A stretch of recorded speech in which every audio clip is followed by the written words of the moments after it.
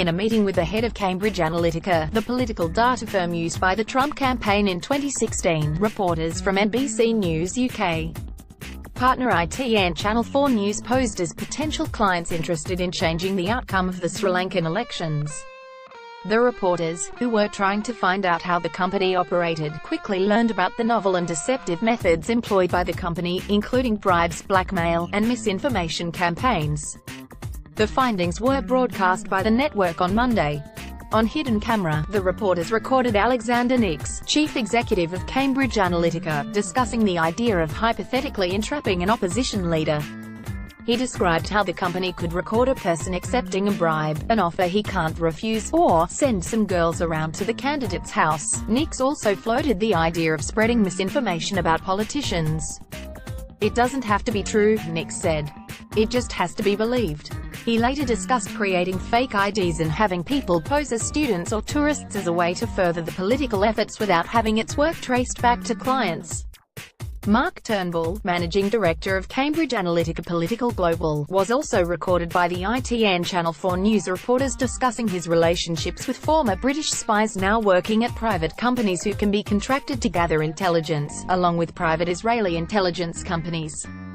Long a company of interest in the Trump-Russia investigation, Cambridge Analytica came under fresh scrutiny this past weekend after the company's former director of data research, Christopher Wiley, revealed how the company had mined data from at least 50 million Facebook users.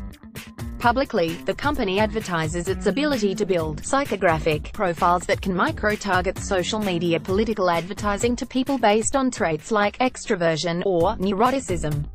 The company received a $15 million investment from wealthy Republican donor Robert Mercer, who also funded the conservative website Breitbart, while Steve Bannon, who later became chief executive of Trump's presidential campaign, was at the helm.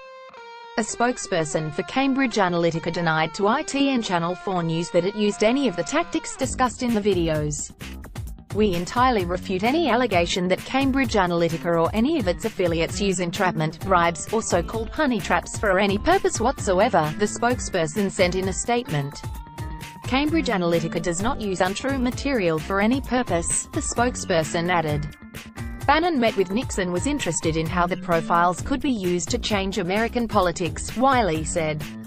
"Steve wanted weapons for a culture war.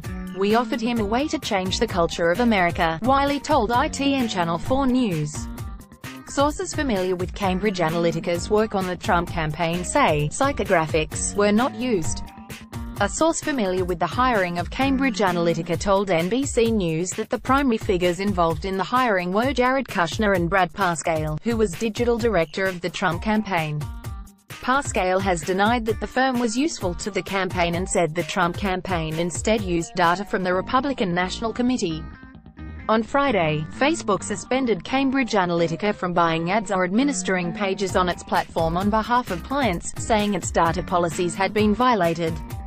"We will take legal action if necessary to hold them responsible and accountable for any unlawful behavior," Facebook said in a statement, adding that it was investigating the claims. The developments drew rebuke from lawmakers on both sides of the Atlantic over the weekend. Revelations that Cambridge Analytica secretly acquired the personal, private information of more than 50 million Facebook users without their permission, or that a Facebook must be thoroughly investigated. Rep. Adam Schiff of California, the top Democrat on the House Intelligence Committee, said in a statement.